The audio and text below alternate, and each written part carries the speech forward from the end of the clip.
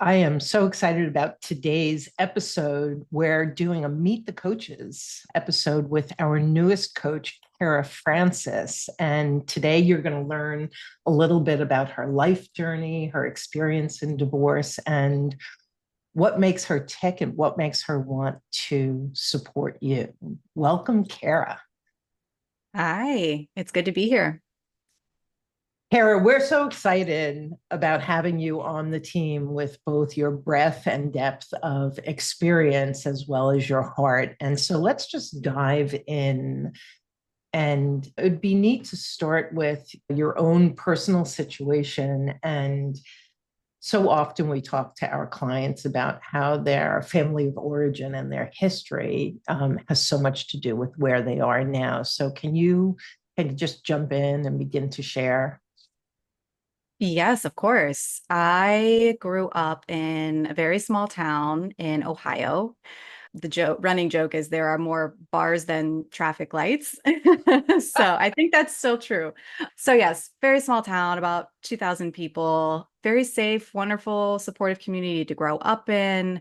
At the same time, everybody's on a similar life path. What I saw growing up, both within my family and in the community in general, was that traditional lifestyle of maybe go away to college, but then come back home, get married, buy the house, work the same job until you retire. You have kids along the way, and then you retire and hang out with your grandkids. And that's wonderful. For some reason, it never really clicked with me.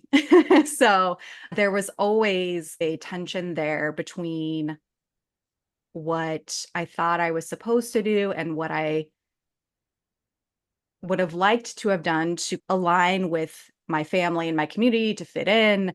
So there was that on one side. And then on the other side, there was this other desire and other ideas and dreams for my life that just didn't quite fit. It was like putting a square peg in a round hole.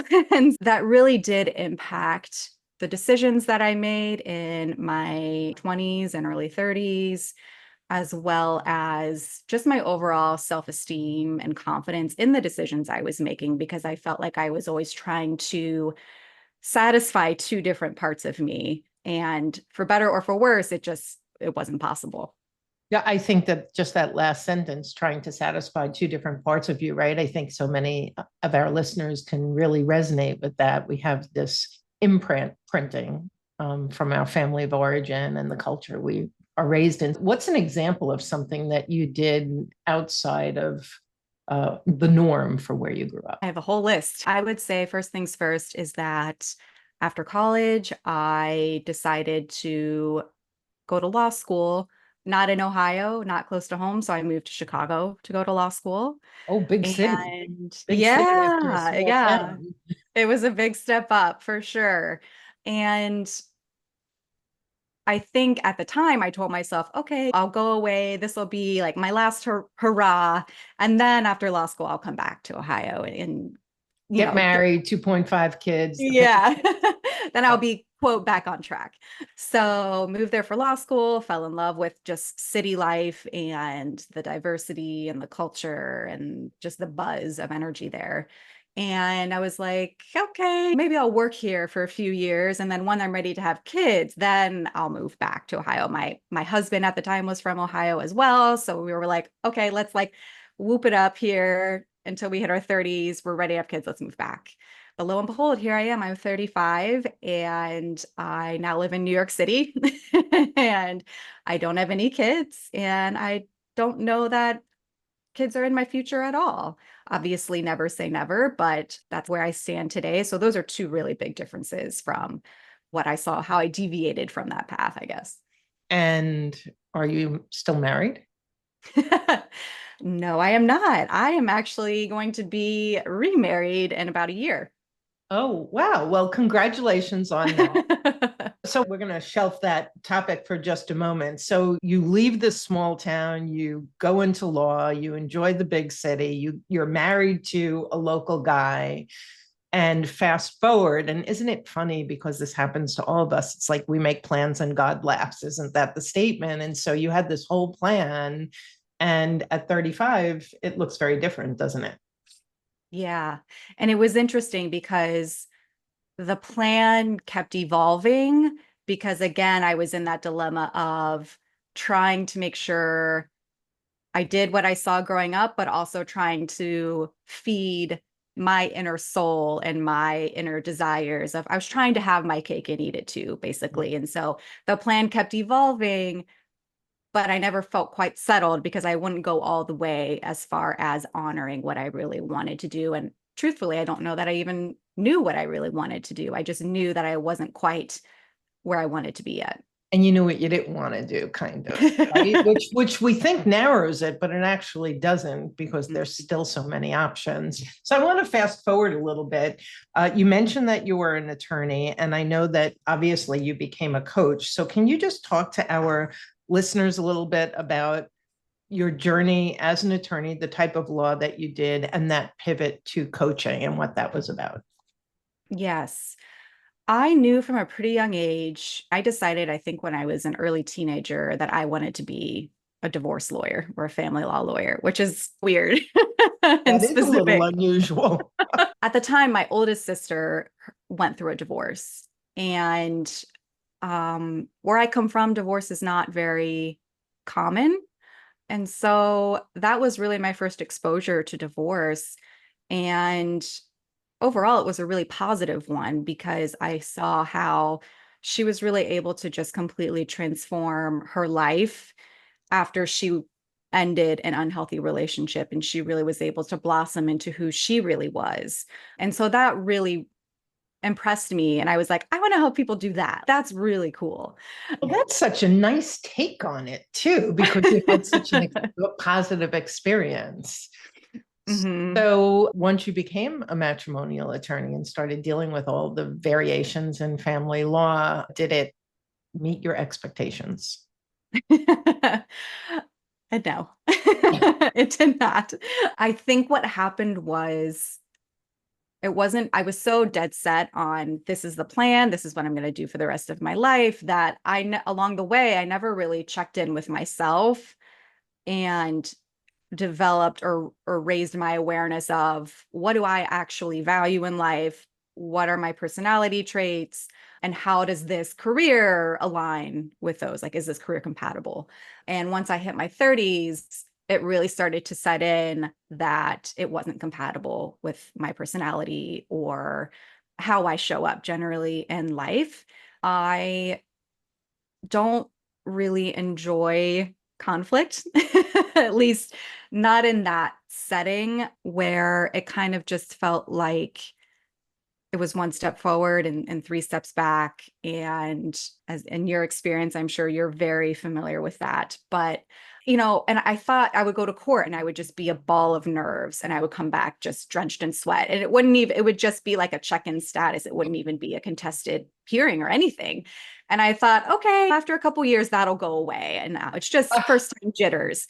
And it never went away, even when I was very experienced. And so then I started to realize, oh, okay, I just don't feel comfortable in this environment. And that's when I really started to feel that tension there of, oh no, what am I going to do? Because in a few years from now, ideally, I will be made a partner. And that idea, I was sounded terrifying. I didn't want it. And so and it kept approaching and I was starting to freak out. I didn't know what to do.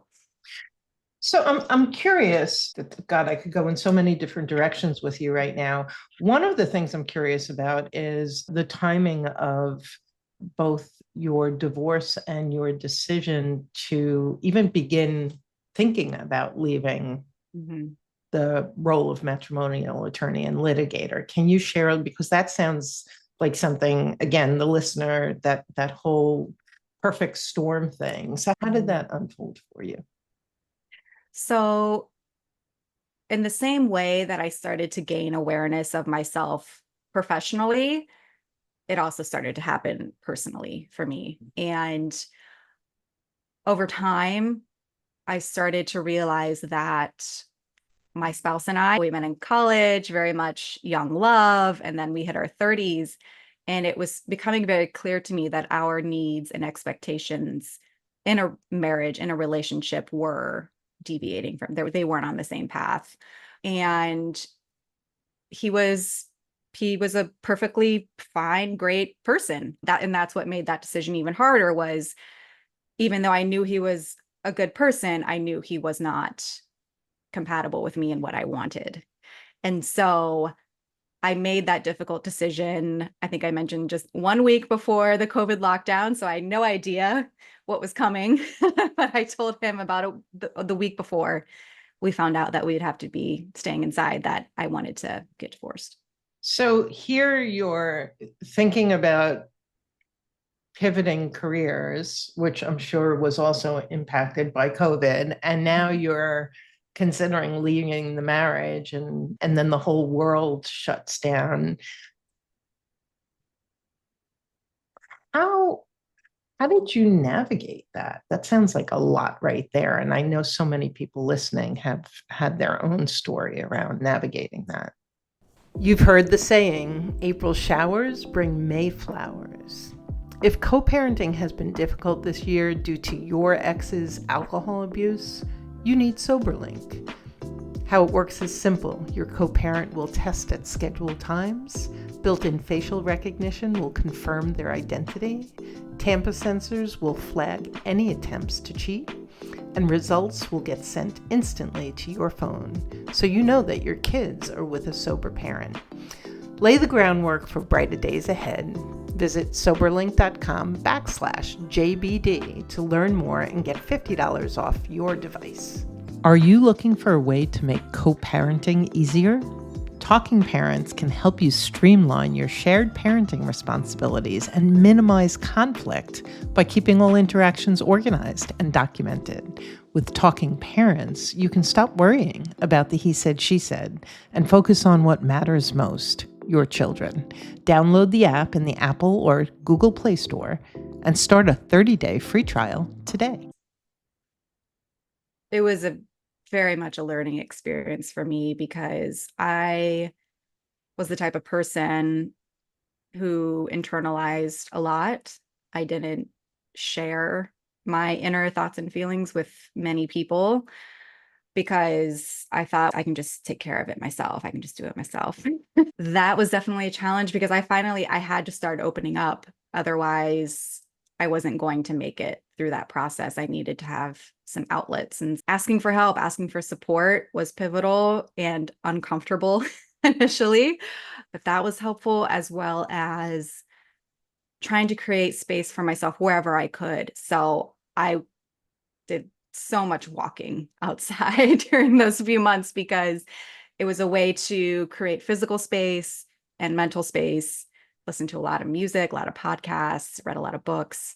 And I think that this first stage of the divorce process is an emotional roller coaster in and of itself. Adding a global pandemic on top of that was crazy. But somehow even though I struggled emotionally, of all over the place, there was still that part of me inside that was like, just keep going. Like, I know this sucks right now, but you just got to keep going. We can't go back. So that's what got me through. Yeah. So one of the things that is coming together as we're talking is, so you've had this experience supporting other people through divorce, even though you've decided I'm a little bit conflict avoidant. This is not my happy place. And then you go through your own where you're locked down in close quarters. And I also want to just acknowledge what you said. And we work with so many people in contentious marriages where the decision's still hard, but for different reasons. When you have a marriage that doesn't have that dysfunction, that toxicity, it's just not a good fit. We were too young. We're growing in different directions. That has its own pain and heartbreak to it. And I would imagine guilt, shame, confusion, uncertainty that comes with it. Mm-hmm. 100%. I really struggled with the guilt and shame of it all because part of me was being hard on myself of, gosh, Carol, you've got everything you ever wanted. What's your What's problem? wrong with you? Get it together. What is wrong with you? People would love this life that you've created. And so I was battling that. I was also feeling very guilty for hurting my spouse because he did not want this, and having to live together and be confined in the same home during that time. It was just a constant reminder of that. It was hard to get away from that. And then the third kind of theme in there was, once again, I was not doing what I saw growing up. Once again, I was not satisfying those expectations of what the life I should be living. And so it was just this trifecta of, it was a lot. It was very heavy. I think that, thank you so much for sharing so much of your story, Kara. I think this is a perfect time to bring together your decision to go into coaching and how it merges with all of the lessons that you learned through your own transition, both personally and then professionally. And so, what provoked you to go into coaching, and how does it fit into the time frame you just shared with us? Mm-hmm. Yeah. So I had first learned of divorce coaching when I was practicing full time at the law firm. So a lot of my clients, because we also had at the law firm cases where there were a lot of high conflict cases, not all of them, but I've had my fair share of them. And that was where I first learned of what a coach was and how they helped the client during the case. And I was always so happy as a lawyer when my client had a coach, because I knew that they had that space to get really clear on what they wanted, learn more about themselves and how they were showing up. And then when they came to me, we were just like down to business, let's go. Yep. Um, so I saw the value there. And then I also saw the value personally, because when I was going through my own divorce, even though I knew how to get divorced, I was my own lawyer, I still really struggled on the emotional side. I struggled to move the process forward, again, because of the guilt.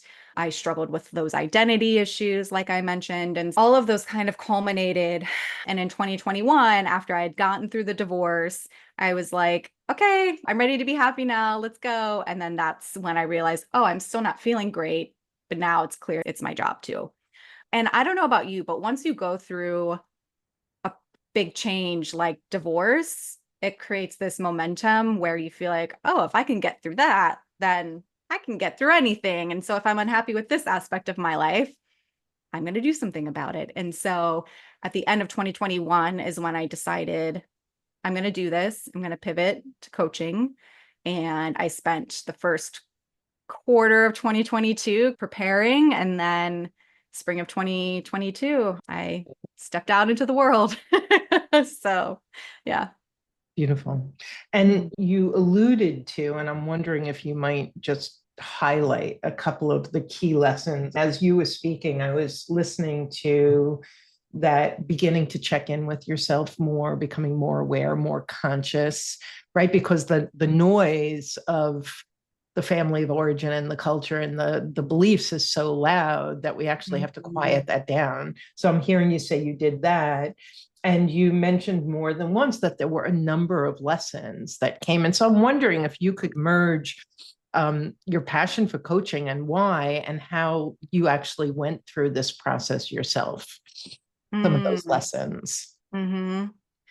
I think how they all come together is it comes back to choice, and that you have the choice to create the life that you desire. And it's okay if it doesn't look the same as what your family is doing or what your friends are doing, because if they really love you, they just want you to be happy. And that's also what I found out along the way, is that a lot of that guilt I was feeling was self-imposed. My family just wants me to be happy, and they've never once been like, what are you doing with your life? It's just like, if I'm happy, they're happy. I think that goes hand in hand with, again, like you said, just checking in with yourself of, well, what evidence do I have to support that my family doesn't want me to do this? And where's that coming from?